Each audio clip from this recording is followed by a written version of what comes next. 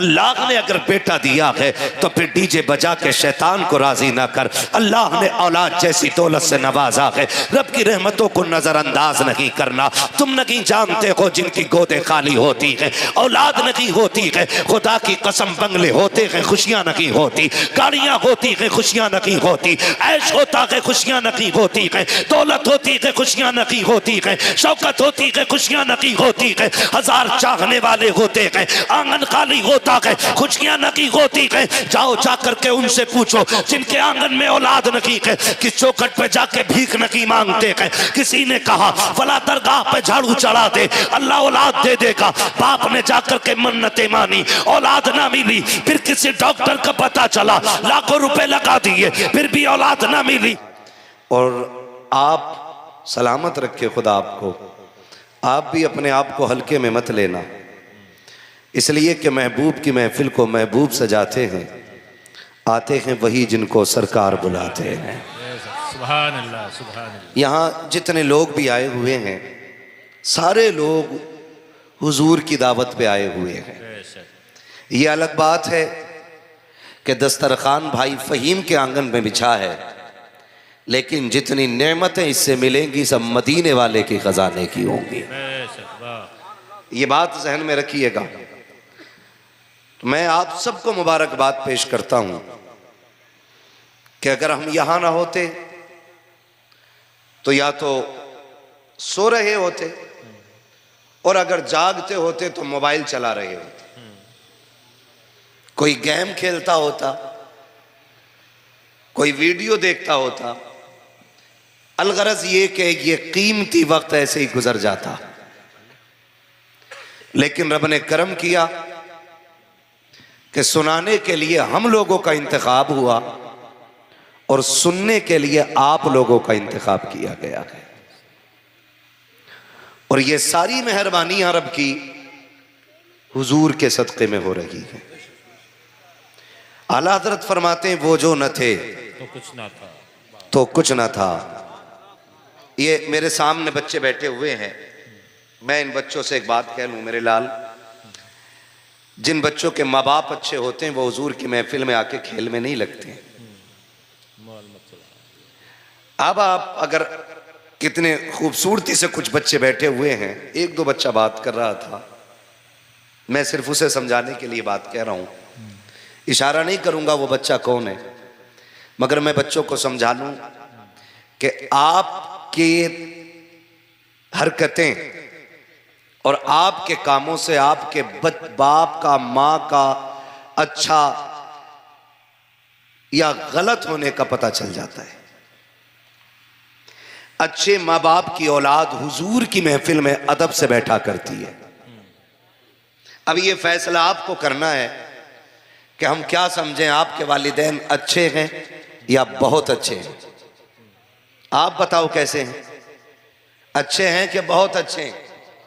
बच्चे बोले, सिर्फ बच्चे, बड़े ना बोले। अभी मैं बच्चों से बात कर रहा हूं। अभी अच्छे हैं कि बहुत अच्छे हैं? कैसे हैं? अल्लाह इन माँ बाप, इन बच्चों की जबान के सदक़े में सबके माँ बाप को बहुत अच्छा बना दे। बचपना बड़ा खूबसूरत होता है क्योंकि इसके अंदर कोई दिखावा नहीं, कोई लालच नहीं, कोई धोखा नहीं, कोई मकर नहीं, कोई फरेब नहीं, कोई 420 नहीं।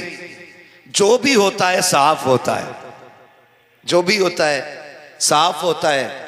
और बच्चे जब बोलते हैं तो साथ में खुदा की रहमतें बोला करती हैं। जिन बच्चों ने कहा हमारे माँ बाप बहुत अच्छे, अल्लाह इनकी जबानों के सदक़े में हम सब के माँ बाप को बहुत अच्छा बना दे। आमीन कह सकते हैं आप लोग? आमीन। पैसा आप लोग ले जाएं लेकिन मेरे साथ बोलते रहे। कई बार लोग घूर के देखते हैं, यार बड़ा पैसा आ रहा मौलवी पे, इसमें भी बड़े मसाइल हैं। अगर चाहिए तो आप ले जाएं लेकिन मेरे साथ आमीन कह दें। अल्लाह हम सब के माँ बाप को बहुत अच्छा बना दे। आमीन। ये पैसा दे के जाने वाले लोग घर तो नहीं जाएंगे देखे, होता तो नहीं है ऐसा। कई बार इमाम साहब ऐसा होता है 10 रुपए दिए और निकल गए इधर को, 20 रुपए दिए और निकल गए, ऐसा तो नहीं है ना? तवज्जो है। अल्लाह हम सब के माँ बाप को बहुत अच्छा बना दे। आमीन। अब मैं आपसे बस इतनी गुजारिश करूं कि जितनी देर मेरी गुफ्तगू सुने बहुत तवज्जो से सुने। जी जी बेशक। आपने अक्सर नेटवर्क के जरिए मुझे सुना हो, जी जी। और कई बार नौजवान कहते भी, मुझे कई भाई मिले, उन्होंने बताया कि मेरे मोबाइल में लोड है तकरीरें, ये हमारे भाई खड़े हैं, इन्होंने बताया कि मैं 2-2 घंटे भी गाड़ी चलाता हूं तो लगातार तकरीर चलती रहती है। तो मैं रब का शुक्र अदा करता हूं, अल्लाह इस लायक बना दिया कि तेरे महबूब की बातें जवानों के कानों तक पहुंचा रहा हूं। बेशक बेशक, सुभान अल्लाह।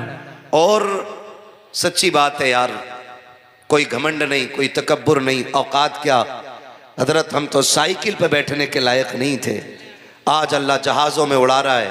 ये हमारा कमाल नहीं, ये मुस्तफ़ा के जिक्र का कमाल है। बेशक सुभान अल्लाह। इसीलिए आला हज़रत फरमाते हैं, वो जो न थे तो कुछ न था। जो बरेलवी हैं वो बोले मेरे साथ, जो ना है अल्लाह उन्हें भी बरेलवी बना दे। वो जो न थे तो कुछ न था, वो जो न हो तो कुछ न हो। जान है वो जहान की, जान है तो जहां नहीं, जान है तो जान है तो जान है तो, इधर वाले भी बोलते हैं जान है तो जहान है। सारी चीजें हुजूर के सदक़े में मिली हैं। ये सांसें हुजूर का सदका, ये आंखें बोल सकते हैं तो बोलें, हुजूर का सदका। जब मैं अपनी स्पीड पे आ जाऊंगा तो फिर आपको नहीं थकाऊंगा। अभी आप थोड़ा सा जुड़ जाएं मेरे साथ। सांसें, मिंबर वाले ना बोलें, मैं सिर्फ नीचे वालों से बात कर रहा हूं।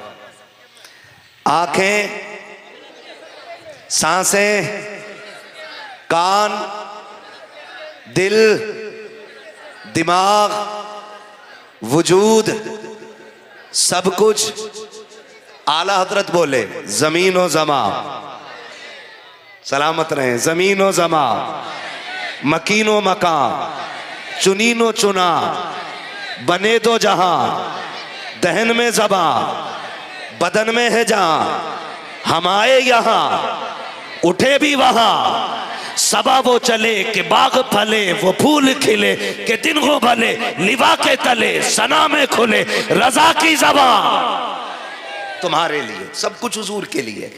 आज भाई आसिफ साहब नाम है ना, फ़हीम भाई, सॉरी फ़हीम भाई, आज हमारे फ़हीम भाई ने ना जो ये अकीक़े का प्रोग्राम रखा है, इसलिए ये शुक्र के पल हैं कि अल्लाह ने औलाद से नवाजा है।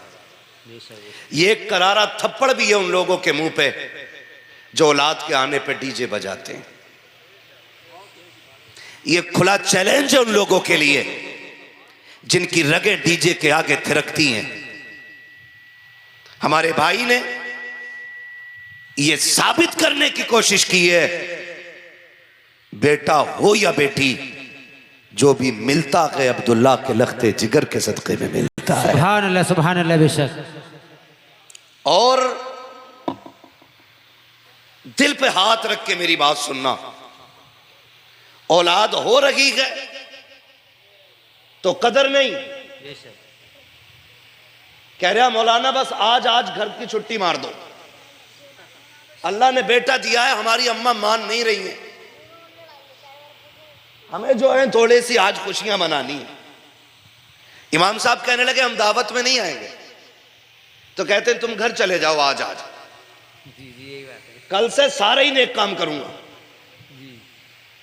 और दादियां भी कम नहीं बच्चों की। अगर बेटा ये कहते अम्मी हुजूर का जिक्र करना, अल्लाह ने बेटा दिया, कहती चल पगले, मिलाद तो मैयतों में होती है, विलादत पे बेटे की पैदाइश पे मिलाद कर रहा है, तो सुनो, मरने की तरफ देख ना जीने की तरफ देख, जब चोट लगे दिल को मदीने की तरफ देख। बेशक सुभान अल्लाह, बेशक। हमारे सारे रिश्ते हुजूर से शुरू होते हैं। और हुजूर पे जाके खत्म हो जाते हैं।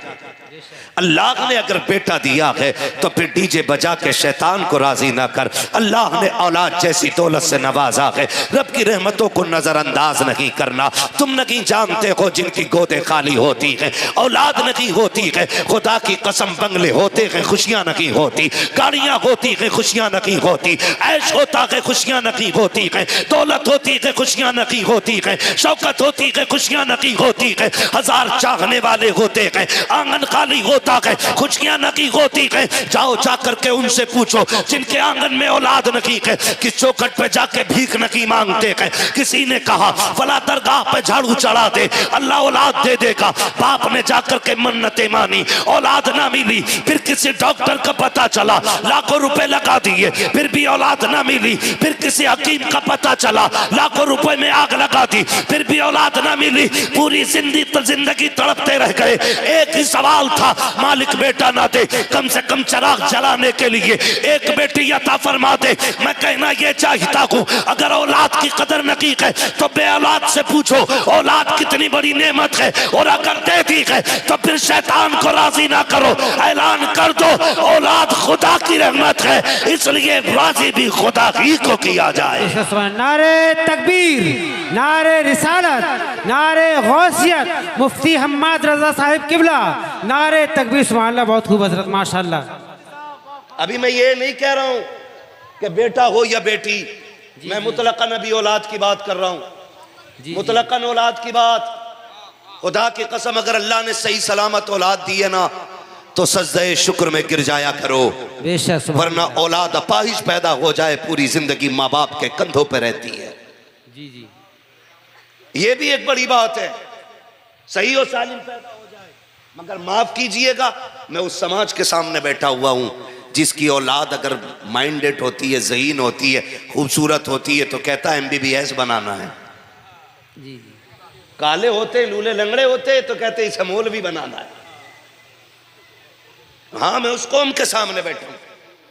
अल्लाह ने दौलत दे दी है ना, दौलत दे दी है तो कह रहा ना IAS बनाऊंगा। और दीन की तरफ कौन बढ़ रहा है? मजदूर के बच्चे, गरीब के बच्चे। शुक्र है जिसे कोई सीने से नहीं लगाता उसे मुस्तफा का दिया हुआ दीन सीने से लगाया। बेशक, सुभान अल्लाह, सुभान अल्लाह, बेशक। हम कोई लावारिस तो नहीं है ना, नहीं। खुदा ने ऐसा दीन अता किया है कि जब दुनिया का टुकराया हुआ इंसान मायूस होके किसी कोने में बैठता है ना, फिर हुजूर की रहमतें आवाज देती हैं। बेशक, सुभान अल्लाह। आप कहेंगे मौलवी गलत कह रहा है, पूरे चैलेंज और गारंटी के साथ कहता हूं, जाओ दुनिया के इंग्लिश मीडियम स्कूल देख लो, जितने भी VIP स्कूल हैं जाके चेक करो, जाओ जाकर के देखो। अभी पहला दिन एडमिशन का होता है, कंडीशन ये होती है 1800 रुपए ड्रेस की फीस जमा हो रही है, 600 रुपए जूते के जमा हो रहे हैं, 3000 कोर्स के जमा हो रहे हैं, 5000 वैन गाड़ी के जमा हो रहे हैं। उसके बाद तुम मदरसा स्कूल के अंदर आ सकते हो। मुझे पता तो सकी, जिस बाप की कुल कमाई 300-400 रुपए पर डे होगी, वो अपने बच्चों के ऐसे शौक कहां पूरे कर सकता है? स्कूल वाले धक्का दे देते हैं, पहले फीस दोगे तब बच्चा स्कूल में आएगा, पहले ड्रेस का पैसा जमा करोगे तब आपके बच्चे के हाथ में स्कूल में आने की इजाजत का सर्टिफिकेट दिया जाएगा, पहले कोर्स खरीदोगे तब जाके तुम्हारा बच्चा स्कूल में आएगा। सलाम करो आका की रहमतों को, सलाम करो इन दीन फैलाने वाले उलमा को। तुम्हारे बच्चे के पैर में जूते नहीं है, कभी मदरसे से धक्का नहीं दिया जाता, उसके पास खरीदने के किताब के पैसे नहीं हैं, कभी मदरसे से नहीं निकाला जाता, उसके पास खरीदने के लिए अपने कपड़े नहीं है, मगर कभी निकाला नहीं गया। निकाल भी कौन सकता है? अमीर ज़ाते अपनी अमीरी दिखाते हैं और मुस्तफा की चौखट पे बनने वाले आका के किरदार का लोगों को मंजर दिखाते हैं। कल नबी ने गरीबों को सीने से लगाया था, आज ये मदरसे वाले गरीबों को सीने से। नारे तकबीर, नारे रिसालत, नारे गौसियत, मसलक आला हजरत मुफ्ती हम्माद रजा साहिब किबला, नारे तकबीर। सुभान अल्लाह, बहुत खूब, माशाअल्लाह हजरत, माशाअल्लाह, बहुत खूब। मैंने पूछा भाई अल्लाह ने कितने बच्चे दिए? खुशी की बात सुनी, मैंने कहा मुझे बताया गया 4 बेटी अता की, अल्लाह ने 2 बेटे अता फरमाए। बेशक, सुभान अल्लाह। अल्लाह सबको बेटे भी अता करे, अपने करम से बेटियां भी अता करे, आमीन। हाँ, अल्लाह बेटे भी अता करे और बेटियां भी। बेटियां भी अता करे। बेटे नेमत होते हैं, बेटी खुदा की रहमत होती है। माशाल्लाह, वाह।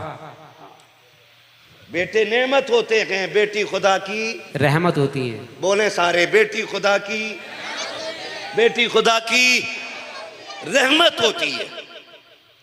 आज ना बच्चों का अकीका कर रहे हैं भाई हमारे। मैं रुक के एक बात यहां बेटों से कहूं, जिस तरह ना इन्हें अपने बच्चों की विलादत की खुशी है ना, उसी तरह हम में से हर एक के माँ बाप को हमारी पैदाइश की खुशी हुई होगी। बेशक बेशक, सुभान अल्लाह। ठीक है ना? बहुत गौर से मेरी बात सुनिएगा। मेरी भी मजबूरियां रहती हैं थोड़ी सी। जी जी। मैं जहां जाता हूं, जिस तरह हमारे सईद अख्तर भाई से फरमाइशें होती हैं, हमारे शोहरा से फरमाइशें होती हैं, हमसे भी लोग कहते हैं फला वाली तकरीर करनी है। फरमाइशें हैं मेरे पास कई सारी। अगर मैं सारी फरमाइशें बयान करूं तो फिर रात भर यहीं रह जाऊं। जी, यही बात। ठीक है ना?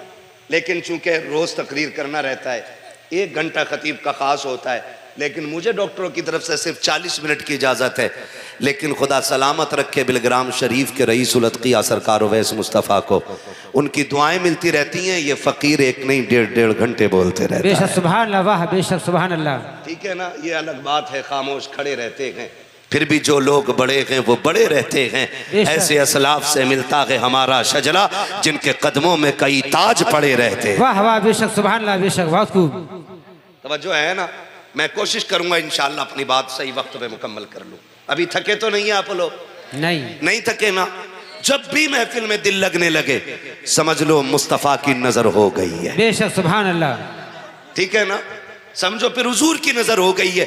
अगर दिल मुस्तफा की महफिलों में लगने लग जाए, फरमाया गया अगर हुजूर की महफिल में दिल ना लगे, कहा गया फिर जाके अपनी रोजी पे गौर कर, हराम की खाता है कि हलाल की खाता है। यह भी एक खास बात है। फिर अपने लुकमों पे गौर करो। जो उठ के भाग रहे हैं ना जलसे से, वो फिर गौर करें लुकमे जो खाए थे हलाल के खाए थे कि हराम के। लेकिन मैं ये देख रहा हूं इस महफिल में जितने आके बैठे अभी तक कोई उठ के गया नहीं है। बेशक बेशक, वाह। उठ भी कैसे सकते हैं जफर भाई? जब अजमेर में गरीब नवाज ऊंटों को बैठा दे तो राजा ना उठा सका, जिन्हें मेरा मुस्तफा बैठा दे उन्हें इबलीस कैसे उठा के ले जा सकता? बेशक, वाह, सुभान अल्लाह, सुभान अल्लाह, बेशक, वाह। है ना? खुदा सलामत रखे। तवज्जो है सारे लोगों की? मैं क्या कह रहा था अभी आपसे? जिस तरह हमारे भाई को, फहीम भाई को अपने बच्चों की विलादत की खुशी है ना, हर बेटी बेटे के माँ बाप को उनकी विलादत, उनकी पैदाइश की इतनी ही खुशी हुई होगी। बेशक। ये अलग बात है कि जैसे जैसे उम्रें बढ़ती जाती हैं, इंसान की गफलत बढ़ती जाती है। बहुत तवज्जो से मेरी बात सुनिए, अल्लाह करे मेरी बातें आपके दिल में उतर जाए। मैं फरमाइश भी जरूर पूरी करूंगा, ठीक है ना? मगर उससे पहले अपनी चंद जरूरी बातें आपसे कह जाऊंगा। मेरा उसूल है, मैं ये चाहता हूं मेरी तकरीर तबे यार को बेचैन करती है, सबब क्या है वही कहता हूं जो दिल पर गुजरती है। बेशक बेशक। मैं कभी रट के बात नहीं करता, जो दर्द है ना दिल का ये बस निकल के आता है जी। मैं इन्हीं टूटी फूटी बातों के जरिए अपने दोस्तों से मिलता हूं और उनसे बात करता हूं। बेटी के बेटे के सभी की विलादत पे माँ बाप को इतनी ही खुशी हुई होगी, लेकिन आज हैरत होती है, हम जवान जब से हुए हैं ना, हमारे लहजे बड़े सख्त हो गए, हमारे जुमले बड़े तीखे हो गए। हम जब माँ बाप से बात करते हैं ना, तो फिर औलाद बन के नहीं बल्कि माँ बाप बन के बात करते, क्योंकि अब हम जवान हो गए। हाथ जोड़ के गुजारिश करता हूं खुदारा, बेटी हो या बेटा, जब तक आखिरी सांस चले कभी माँ बाप से ऊंचे लहजे में बात ना करना, कभी इनसे आंखें निकाल के बात ना करना, इसलिए कि इनका खास किरदार है हमारी जवानी को संवारने में, हमें ताकतवर बनाने में बाप का बड़ा अहम रोल है। हमारी भी मिंबर से थोड़ी गफलत रही, हमने भी जब भी लिखा मां के लिए लिखा, जब भी बोला मां पे बोला, जब भी पढ़ा बाप माँ पे पढ़ा, कभी बाप की अजमत पे बात करने की जरूरत नहीं हुई। जो भी आया कह के गया माँ के कदमों के नीचे जन्नत है, हुजूर का फरमान है। सिर्फ माँ पे बात करते रह गए, काश कभी बाप पे भी बात की होती, कभी उसकी भी दुखती रग पे हाथ रखा होता। हमारी इस लापरवाही का नतीजा ये हुआ कि बेटों ने माओ को सर का ताज बना लिया, बाप को घर के दरवाजे का चौकीदार बना दिया। बाप को वह एहतराम की नजर से बेटे नहीं देखते जिस इज्जत से माँ को देखा करते हैं। एक बात नौजवानों से कहना चाहता हूँ प्यारे, खुदा की कसम खा के कहता हूँ, आका फरमाते हैं अल जन्नत ताता कदामी उम्महातिकुम, जन्नत तुम्हारी माओ के कदमों के नीचे है। मुझे बता तो सकी, माँ हमारे लिए इतनी मोहतरम है कि उसके कदमों के नीचे जन्नत रखी गई है। मगर तू जानता है ये भी आका ने कहा है, जब कोई औरत अपने शोहर के कपड़ों का एक धब्बा मुस्कुरा के साफ करती है, अल्लाह एक धब्बा साफ करने के बदले में उसे 70 नेकियां अता फरमाता है। मुझे बता तो सकी, जिसके जूता साफ करने में जिस माँ को खुदा 70 नेकियां देता है, अरे सोच अगर माँ का ये मकाम है तो फिर उंगली पकड़ने वाले बाप का मकाम क्या रहा। नारे तकबीर, नारे रिसालत, नारे गौसियत, मसलक आला हजरत मुफ्ती हम्माद रजा साहिब किबला, नारे तकबीर। सुभान अल्लाह, बहुत खूब हजरत। माँ है मगर बाप भी कोई कम नहीं। बेशक बेशक, बाप भी कोई कम नहीं, अंदाजा लगा लो। फरमाया जो ये देखना चाहे कि उसका रब उससे राजी है कि नाराज, फरमाया सुबह उठ के बाप का चेहरा देखो, अगर बाप राजी है तो फिर खुदाए पाक भी राजी है। बेशक, वाह सुभान अल्लाह। बेशक हुजूर ने रब की रजा की पहचान ये नहीं बताया माथे पे निशान है तो रब राजी है, ये नहीं बताया पगड़ी में गए तो रब राजी है, ये नहीं कहा कि जुब्बे में गए तो रब राजी है, बल्कि फरमाया सुनो जिससे बाप राजी है उससे खुदाए पाक राजी है। बेशक सुभान अल्लाह।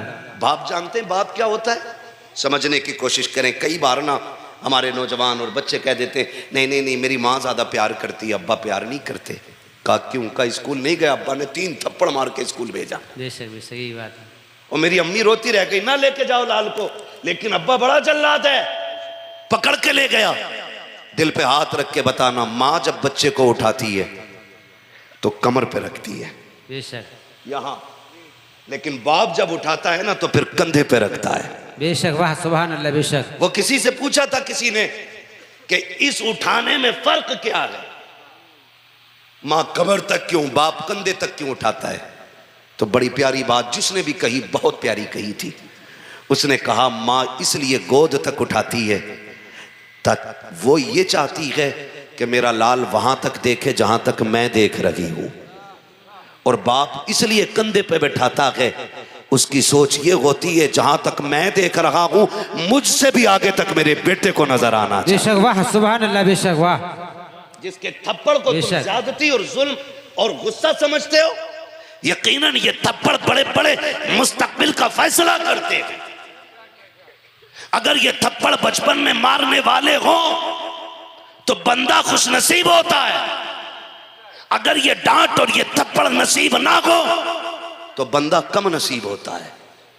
इसलिए कि जब बच्चों के सर पे बाप होता है ना तो हर बुलंदी उनकी मुट्ठी में होती है। बेशक, वाह सुभान अल्लाह। और अगर बाप ना हो तो फिर खुशियां रूठ जाती हैं, खुशियां रूठ जाती हैं। तुम नहीं जानते हो, ये उम्रें फैसला नहीं करती कि बड़ा कौन है, ये हालात फैसला करते हैं कि बड़ा कौन है। लोग बालों की सफेदी देख के कहते हैं ये बड़ा है, उम्र का अंदाजा लगा के कहते हैं ये बड़ा है, मगर मैं कहता हूं प्यारे, बालों की सफेदी वाला बड़ा नहीं होता है, 60 साल वाला बड़ा नहीं होता है। बड़ा वो 8 साल का बच्चा भी होता है जिसके सर पे बाप का साया नहीं होता। 8 साल की उम्र में होटल में आके बर्तन धोया करता है, उससे जाकर के पूछो तो सही क्या तुझे पढ़ना पसंद नहीं था या तुझे कलम से प्यार नहीं था, वो भी जवाब दे देता है मैं भी चाहता था मेरे भी जेब पे कलम लगे हों, मेरे भी कंधे पे स्टार लगे हों, लेकिन मशीयत को कुछ और ही पसंद था। जैसे 8वें साल में कदम रखा है,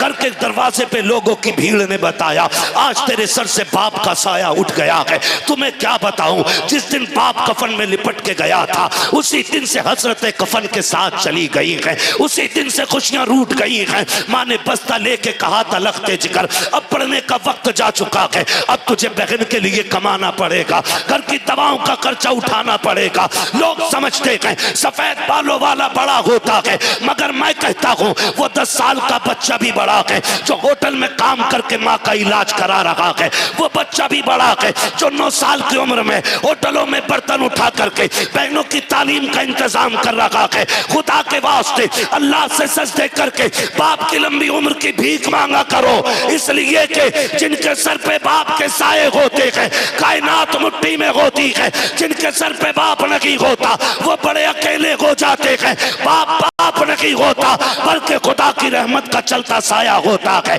खुदा की रहमतों की बोलती तस्वीर होता है। वो बच्चे जो बाप के साए में पलते हैं, खुदा की कसम या तो वो दुनिया में कामयाब होते हैं या आखिरत में कामयाब। बेशक सुभान अल्लाह, बेशक सुभान अल्लाह। नारे तकबीर, नारे रिसालत, नारे गौसियत, मसलक आला हजरत, नारे तकबीर, सुभान अल्लाह, बहुत खूब माशाअल्लाह हजरत। चलूं आगे। बाप की इज्जत करना, बाप की कदर करना। वो लड़ नहीं रहा, वो तुम्हें प्यार से चूम नहीं रहा ना, बाप बाप होता है जी जी। उसका अपना एटीट्यूड है, उसका अपना एक मेयार है, उसका अपना एक घमंड है कि वो बाप है। उसके अलावा खुदा की कसम बाप इतना गैरत वाला होता है, मर जाता है औलाद के आगे हाथ नहीं फैलाता है, गरीब हो के अमीर हो नहीं फैलाता है, ये बाप होता है। और कभी तुम सोचो, कभी तुमने कहा अब्बा जी मुझे जूता एप्पल का चाहिए, उसकी हैसियत नहीं थी, उसने ओवर टाइम ड्यूटी की, 7 घंटे के बजाय 12 घंटे में अपनी फैक्ट्री से निकला। क्यों? ताकि बेटों के ख्वाब पूरे कर सके, बेटों की ख्वाहिशें पूरी कर सके। वो हमारी हसरतें पूरी करते करते बूढ़ा हो गया, और आज औलाद उस बाप को 2 वक्त की दवा दिलाते हुए किन मनाती है। आज बेटों को 2 सेप्ट्राइन की गोलियां, 2 पैरासिटामोल, ये औलाद पे भारी पड़ती हैं। नौजवानों, अमीर होने का सीधा इलाज है, कोई तुम्हें 3 तावीज देगा, कोई 5 देगा, एक नुस्खा मैं बता रहा हूं। अगर चाहते हो अमीर बनो तो अपनी कमाई माँ बाप पे खर्च किया करो। बेशक बेशक सुभान। तुम एक माँ बाप पे खर्च करोगे, अल्लाह तुम्हारी 7 नस्लों के रिज्क का इंतजाम फरमाएगा। बेशक सुभान अल्लाह, बेशक। बाप क्या होता है जानते हो?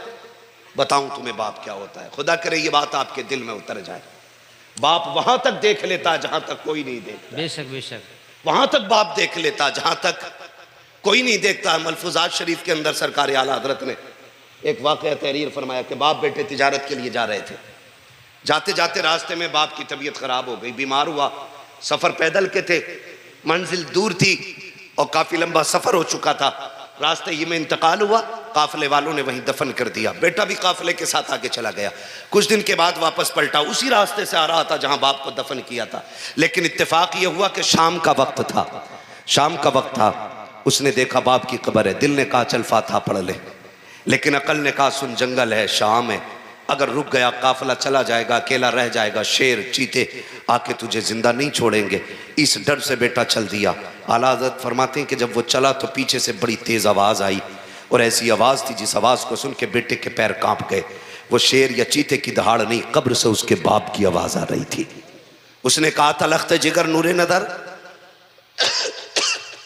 बड़ी जल्दी बेवफा हो गया, अभी चंद दिन पहले यहां दफन करके गया और आज तुझे बाप की कब्र पे फातिहा पढ़ने तक की तुझे मोहलत नहीं। तुझे ये डर लग रहा है कि अगर रुकेगा तो शेर चीते फाड़ देंगे। उसने कहा सुन, अगर मेरी जगह तू लेटा होता और तेरी जगह मैं खड़ा होता, तू तो शेर चीते की बात कर रहा है, अगर तेरे और मेरे बीच लोग अंगारे बिछा देते, बेटे अगर आग पे भी चलना पड़ता मैं आग पे चल के आता, लेकिन तेरी कब्र को ऐसे छोड़ के ना जाता। बेशक बेशक। ये बाप होता है। और आज बेटे 6 महीने के बाद अब्बा की कब्र का निशान भूल जाते। कह रहा बताइए जरा प्रधान कहाँ थे अब्बा दफन? इसी कोने में तो रखे थे। उन्होंने कान पकड़ा, पगले यहाँ नहीं उधर दफन किया गया था। हाँ मुझे ध्यान नहीं रहा। जिस दौर में बेटों को बाप की कब्र के निशान याद ना रखे, समझ लो फिर कयामत करीब आ गई है।